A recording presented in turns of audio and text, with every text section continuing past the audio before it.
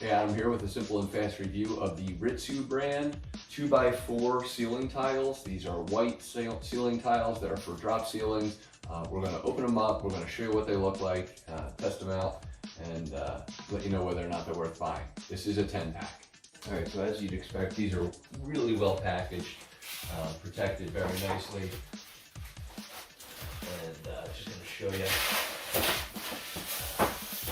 what they look like.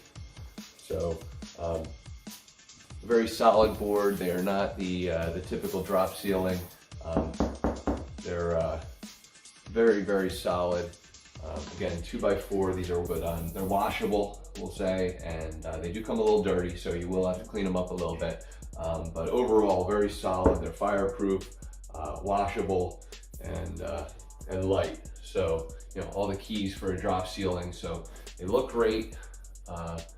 They test well, and they muffle sound pretty nicely in my experience, so totally worth buying. Hopefully this review helps you out and gives you a better understanding of what these look like for use in your home or your apartment. Thanks.